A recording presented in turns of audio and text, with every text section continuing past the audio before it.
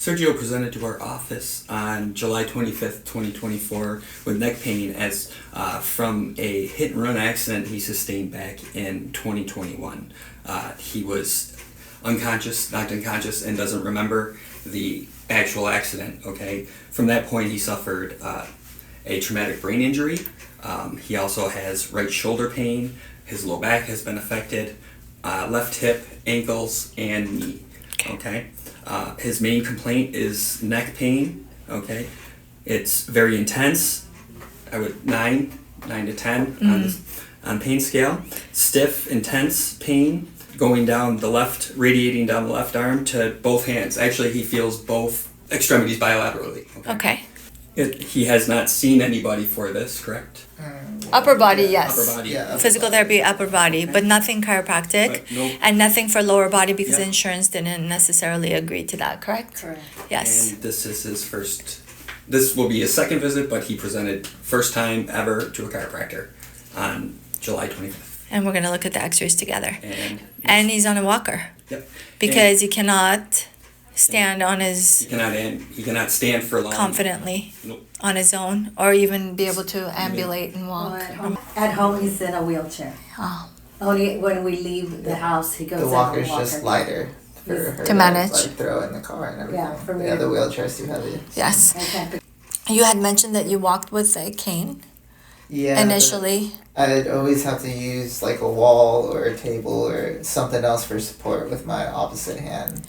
Did you feel like your leg was going to give out or just feel severe It would weakness? sometimes, or like there'd be times where I would have fallen, had a wall or something not been there, and then And you didn't my- want to take that risk? yeah, and especially my blood pressure started to drop really low. Like it was Interesting. like consistently in the like 90s, 60s, or sometimes lower, and I just felt dizzy, like on top of already having bad balance and everything, and yeah, I just didn't feel His comfortable. pulse Yeah. got as low as 50. Wow. And you never had this type of symptoms prior to this accident? No. Well, it got worse in the last 6 months. Yeah. Worse in the Yeah, last I 6 go to the months? hospital quite a few times. Just This year. yeah, low like pulse, low. What did blood they pressure, attribute and it to? edema. Edema where?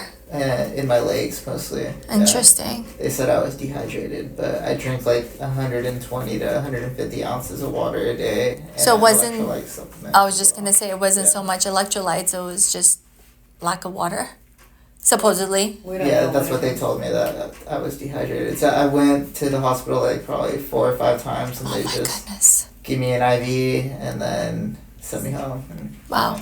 And you said the glasses are because you have, sensitivity to light. To I light. have headaches usually every day, so you wake up with them or you acquire them throughout the day?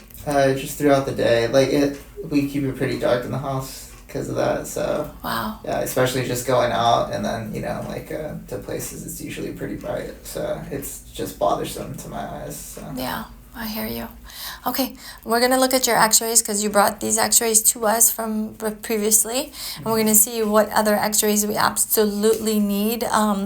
And I've already reviewed those x-rays, and I feel like we're just going to do the lower back x-rays when you're able to stand a little bit better on your own, so I can see if there is in fact a leg discrepancy where one leg just never grew as long as the other, or if it's just totally functional because the pelvis is rotated. It might be too, like I broke my foot probably like 8 years ago. Or I so. see. My right foot. So Uh-huh. like and it's never really healed like The foot, correctly. which Like, part of the foot? like the small like metatarsal bones on Okay, the side, and okay. like it kind of affected my ankle as well. Got so, it. like since then I've always had kind of like a limp. Got where, it. Like like I can't put a whole lot of. Did you break pressure. it with jiu-jitsu?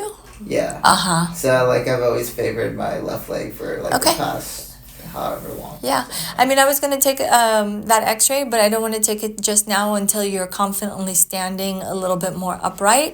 Okay. Then I'll take that x-ray to determine if you actually have an anatomical leg difference, meaning the actual leg is shorter, or is it just functional because the pelvis is rotated, or because you're favoring one side because of that foot or ankle injury. But we can take a look at that, okay? But for right now, we're going to review your x-rays and determine a little bit of a treatment program for you. I'm super excited to get you on the table and get you your first adjustment. Are you nervous a little bit? A little bit, yeah. Yeah, it should be. I mean, the thing is, anything new, anything that we're not aware of or to have a lot of knowledge and information about, it's always going to be a little bit of a concern. Did you have a chance to look at some videos of people getting adjusted? And I've seen it before. Okay. So yeah, that's why I've been hesitant to go before, because I've already been in pain before somebody's pulling or twisting. Yeah, So, yeah, absolutely. I adjust babies straight from the hospital, the little ones, and we obviously tailor make it to them. And I've also have a lot of patients over 95 years old. So it is can be very conservative. It doesn't have to be really aggressive. It's but we'll see what your body is able to tolerate, and we'll just go light, take a lighter approach. But ultimately, it's your body trying to heal itself. So the nerves communicate to the organs and to the systems of the body, including your musculoskeletal system, your vascular system, and the blood flow into your legs and to the rest of your body. It's all because the nerves and the vessels and the arteries, they all pass together in certain parts, controlling your extremities. So now you'll have a huge confidence in controlling your legs and how you will walk and run and get back to your normal life and have just that quality of life. Okay, and that's what we're hoping We also for. had that broken rib, so he was always kind of, hesitant. How long ago was that broken rib? 2018. Okay, so that was before the accident. Yeah. And so why that concern about a broken rib? Because usually broken ribs, they heal. They take about 5-6 weeks to heal because, there's not a lot of blood flow in that area. Like, I was told I needed surgery, and Okay. it just didn't sound good to me, so I tried to let it heal on its own, but Okay. it's just still kind of giving me issues. Okay, let's find out, because it might not be the rib itself, because usually ribs I'm heal. pretty sure it's the cartilage, too. Could be. Yeah. Or it could be that when you have a rotation on the thoracic spine, where there's so much pressure on the rib that actually breaks the rib, it could be that the thoracic vertebrae are out of alignment and pinching a nerve, and it just never got corrected, and that's really where your pain is coming from. Because when you have a broken bone, it heals within 6 weeks, and not necessarily, if it's not healed, obviously, then we want to find out why. Okay? We'll take a look.